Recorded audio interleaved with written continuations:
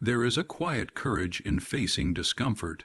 It's not the kind of courage that earns applause or recognition, but the kind that changes the way you walk through life.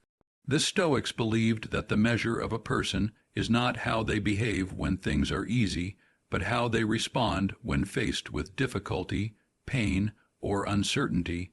They trained their minds to not just endure discomfort, but to embrace it as an opportunity for growth. Marcus Aurelius, emperor and philosopher, lived through plagues, betrayal, war, and the constant burden of leadership, yet he wrote daily reminders to himself about the importance of meeting adversity with calm and principle.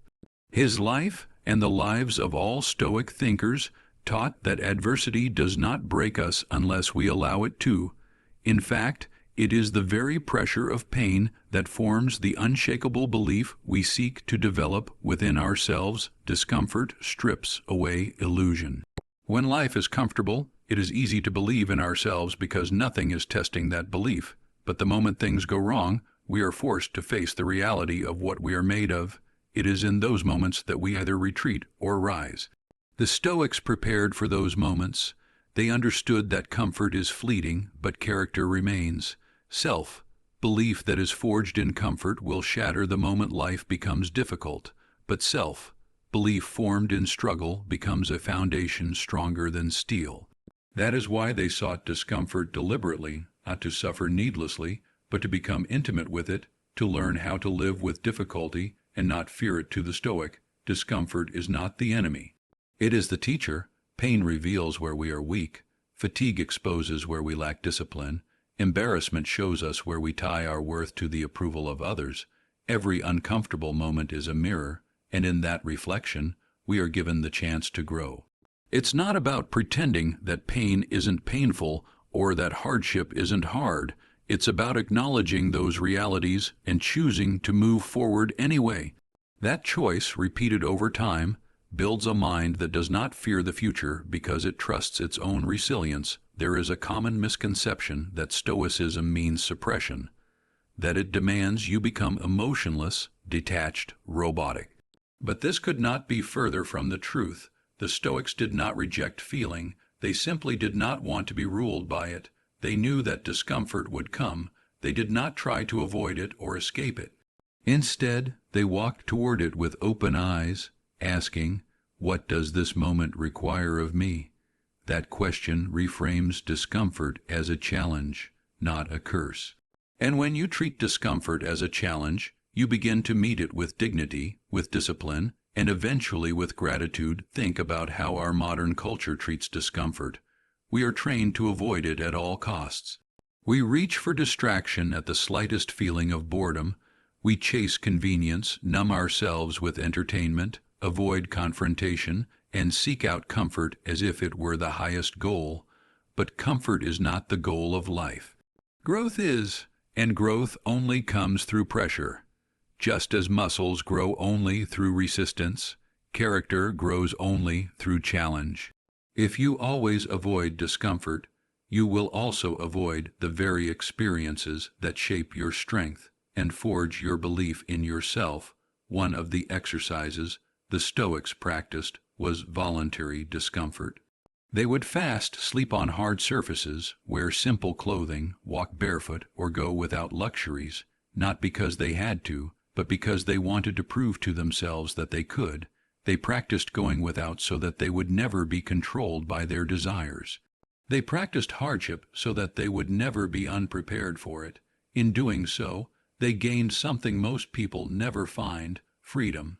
Freedom from fear, freedom from addiction to ease, freedom from the lie that they are only okay when things are going well. Imagine waking up tomorrow knowing that no discomfort could control your decisions.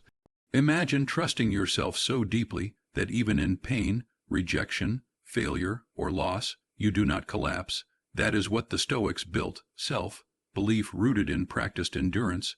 They didn't wait for hard times to arrive to learn how to endure. They trained like warriors in the peace before the storm, and when the storm came, they stood ready, not because they were immune to suffering, but because they were no longer intimidated by it. You are capable of far more than you believe.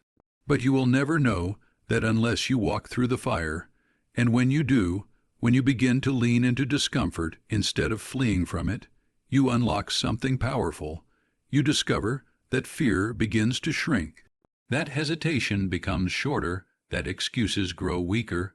Each time you push forward in discomfort, you gain proof that you are not fragile, proof that you can handle more than your doubts whisper, proof that you are not limited by the old stories you've told yourself. That proof accumulates and becomes confidence. Not the loud, performative confidence of ego, but the quiet, enduring confidence of someone who has seen themselves survive and emerge stronger. When you look at the lives of those who have achieved mastery in anything, arts, leadership, sports, wisdom, you will find a common trait. They all walked a path paved with struggle. They all made peace with discomfort. They all stopped resisting the challenges and started seeing them as necessary rites of passage. You cannot reach your potential without passing through the crucible of discomfort. But when you do, when you let discomfort shape you, not break you, you become the kind of person others look to in crisis. You become grounded, calm, and clear even when everything around you is falling apart. Self-belief is built when you realize that you have survived what you once thought would destroy you, when you remember that you have endured what once terrified you, when you know deep in your bones that whatever life throws at you next, you will meet it not with panic, but with presence. That is the gift of discomfort. That is the promise of Stoic philosophy. Not a life without pain, but a life where pain no longer defines you, where fear no longer steers you, where adversity becomes the forge of your strength, not the proof of your weakness. And so discomfort is not to be feared but studied. It is not to be hated but understood. It is not your enemy but your trainer. The more you practice stepping into it, the less control it has over you. The more familiar you become with the sharp edges of challenge, the less they wound you. Eventually, you begin to welcome the hard moments because they are the moments that build you. They do not just test your belief in yourself, they strengthen it. They reinforce the knowledge that you are not here to escape difficulty, but to rise within it. And every time you do, you become more of who you are meant to be. In the quiet moments of our lives, when we are alone with our thoughts, there is a truth that rises to the surface. Most of our suffering comes not from what happens to us, but from how we respond to it. This idea sits at the very heart of Stoic philosophy. The first and most foundational law of building unshakable self-belief is to recognize and accept the difference between what we can control and what we cannot. This is not just a lesson in perspective, but a practice in freedom. When we learn to focus our energy only on what lies within our power, we liberate ourselves from anxiety, stress, and fear. It seems simple, but in practice, it demands everything from us: awareness, discipline, and the courage to let go. Imagine for a moment the sheer mental weight we carry every day trying to manage the uncontrollable. We worry about whether others approve of us. We obsess over outcomes we cannot dictate. We feel shame for things that were never within our reach. The Stoics would say, this is where we surrender our power. When we try to grasp what lies beyond us, we drop what is already in our hands. Epictetus made this clear when he said, happiness and freedom begin with a clear understanding of one principle. Some things are within our control, and some things are not. This clarity is not just philosophical, it's transformative. It means that real strength doesn't come from controlling the world, but from mastering ourselves. When you internalize this idea, something changes within you.